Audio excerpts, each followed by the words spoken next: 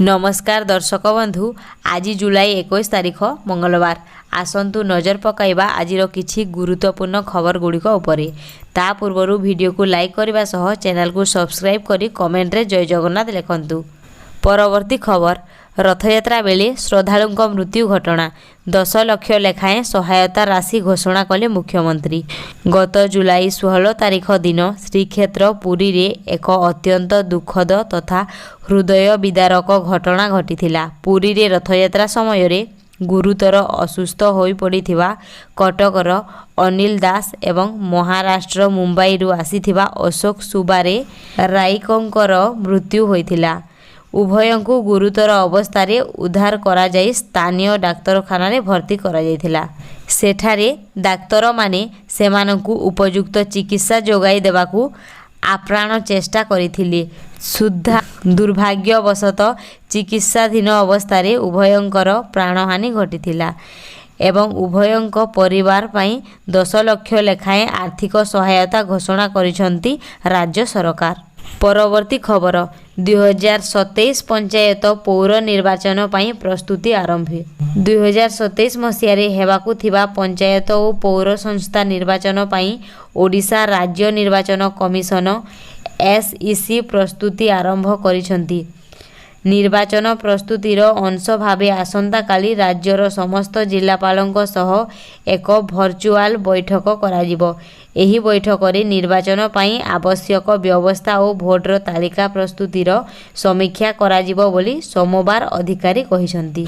सरकारी सूत्र अनुसार सारा राज्य रे निर्विघ्न और सुचारू भावे निर्वाचन परिचालना पाई राज्य निर्वाचन कमिशन एक विस्तृत योजना प्रस्तुत करिसंती। वार्ड स्तर रे भोटर तालिका प्रस्तुति जांच एवं चूड़ांत करने नहीं बैठक रे आलोचना हेबो।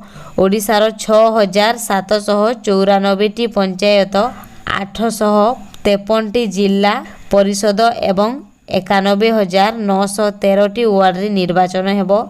यह देशर सबुठारु बड़ तृणमूल स्तरर निर्वाचन प्रक्रिया मध्यरु गोटिए हेबो। परवर्ती खबर विपर्य समय रे विद्युत भित्तिभूमि को बंचाइबाकू सरकारक नुआ योजना एणिकी माटी तले जीव तार। राज्य रे विपर्यय परिचालना नहीं सरकारक बड़ प्रस्तुति एणिकी माटी तले विद्युत तार बिछाइबा पाई मेडालिटी प्रस्तुत करा जाइछि। एनेई राजस्व मंत्री सुरेश पुजारी विस्तृत भावे प्रकाश करिसंती। से कहिसंती कि डीपीआर प्रस्तुत पाई शक्ति सचिवंकु दायित्व दिया जाइछि। खूब शीघ्र माटी तले बिछा जीव विद्युत तार सहनशीलता पाई राजस्व विभागर एभली बड़ योजना रहिछि।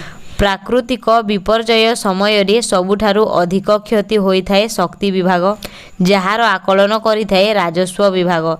तेणु आगकू किभली एही क्षय क्षति कम हेबो सेइथि पाई चिंता करुछि राजस्व विभाग। तेणु सरकार चिंता करुछंती माटी तले विद्युत तार बिछा जीवा पाई। एणु शक्ति विभाग सचिवंक सह आलोचना करी डीपीआर प्रस्तुत करिवा पाई कहा जाइछि। राज्य सरकार केंद्र सरकारंकु डीपीआर देबे। घरोईकरण होई जाइथिबारु भित्तिभूमि आवंटन करिवा पाई टाटा को दिया जाइछि। परवर्ती खबर भयंकर वर्षा माड़ी आसुछि। 22 राज्य को सतर्कता 5 दिन प्रबल वर्षा। IMD अनुसार उत्तर भारत रु जापान पर्यंत 7,000 रु 10,000 किलोमीटर लंब मेघ प्रणाली व्यापी। फलस्वरूप भारत रे मौसुमी वायु पुनर्बार सक्रिय होइछि। पूर्व केंद्रीय भारत रे एक निम्नचाप क्षेत्र सृष्टि होइछि। मौसुमी वायु समतल अंचल को स्थानांतरित हेउछि।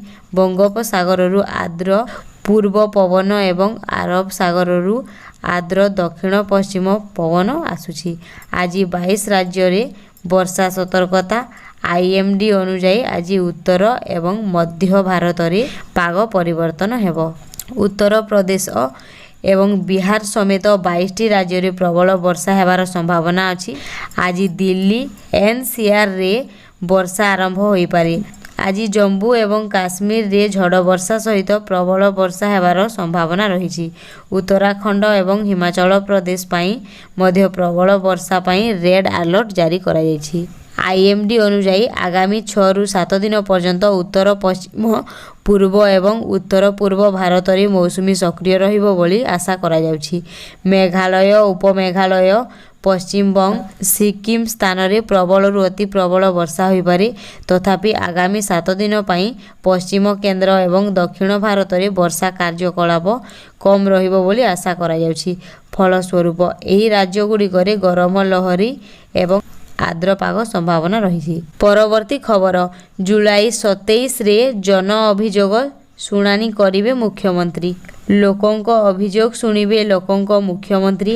ଆଗାମୀ ଜୁଲାଇ 27 ତାରିଖ ସୋମବାର ମୁଖ୍ୟମନ୍ତ୍ରୀଙ୍କ ଜନ ଅଭିଯୋଗ ଶୁଣାଣି ୟୁନିଟ୍ 2 ଅଶୋକନଗର ଭୁବନେଶ୍ୱର ସ୍ଥିତ ପୂର୍ବତନ ସରକାରୀ ପ୍ରାଥମିକ ବିଦ୍ୟାଳୟ କ୍ୟାପିଟାଲ ନର୍ସରୀ ନିକଟସ୍ଥ ଠାରେ ସକାଳ 8ରୁ ଜନସାଧାରଣଙ୍କ ବିଭିନ୍ନ ଅଭିଯୋଗର ଶୁଣାଣି କରିବେ।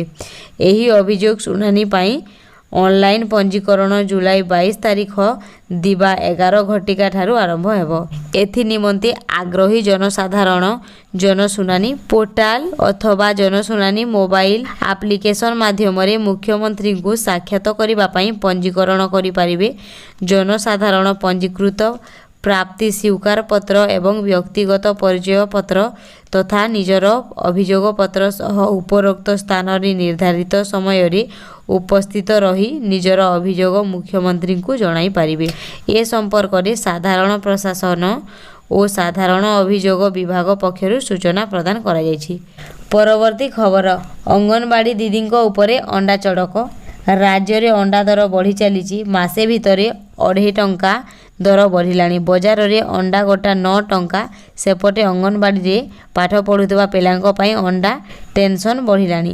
ସରକାର ଏବେ ଗୋଟିଏ ଅଣ୍ଡା ପାଇଁ 7 ଟଙ୍କା ଦେଉଛନ୍ତି।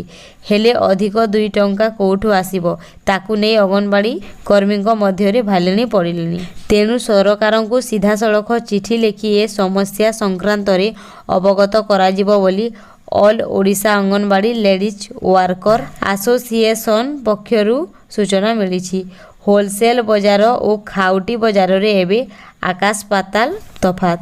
ପରବର୍ତ୍ତୀ ଖବର, ବଦଳି ଆଦେଶ ଅମାନ୍ୟ କଲେ ଦରମା ବନ୍ଦର ଚେତାବନୀ ଦେଲେ ରାଜ୍ୟ ସରକାର। ବଦଳି ନିର୍ଦ୍ଦେଶ ମାନୁନଥିବା ସରକାରୀ ଅଧିକାରୀଙ୍କ ବିରୋଧରେ ଓଡ଼ିଶା ଅର୍ଥ ବିଭାଗ କଡ଼ା ପଦକ୍ଷେପ ଗ୍ରହଣ କରିଛି। ବଦଳି ହେବା ପରେ ନୂଆ କାର୍ଯ୍ୟସ୍ଥଳରେ ସମୟ ମଧ୍ୟରେ ଯୋଗ ନ ଦେଲେ ସମ୍ପୃକ୍ତ ଅଧିକାରୀଙ୍କ ଦରମା ବନ୍ଦ କରାଯିବ ବୋଲି ବିଭାଗ ସ୍ପଷ୍ଟ କରିଛି। ଜୁଲାଇ 16, 2026ରେ ଜାରି ହୋଇଥିବା ନୂଆ ନିର୍ଦ୍ଦେଶ ଅନୁସାରେ ଯେଉଁ ଅଧିକାରୀମାନେ ଜୁଲାଇ 20 ସୁଦ୍ଧା ନିଜର ନୂଆ କାର୍ଯ୍ୟସ୍ଥଳରେ ଯୋଗ ଦେବେ ନାହିଁ ସେମାନଙ୍କୁ ଦରମା ଜୁଲାଇ 21ରୁ ବନ୍ଦ ରହିବ। ଏହା ପୂର୍ବରୁ 2026 ଏପ୍ରିଲ 16ରେ ଓଡ଼ିଶା ଫାଇନାନ୍ସ ସର୍ଭିସ OFSର 90 ଜଣ ଅଧିକାରୀଙ୍କ ବଦଳି କରାଯାଇଥିଲା। କିନ୍ତୁ ବାରମ୍ବାର ନିର୍ଦ୍ଦେଶ ସତ୍ତ୍ୱେ କିଛି ଅଧିକାରୀ ପୁରୁଣା କାର୍ଯ୍ୟସ୍ଥଳ ଛାଡ଼ି ନୂଆ ସ୍ଥାନରେ ଯୋଗ ଦେଇନଥିବା ଜଣାପଡ଼ିଛି।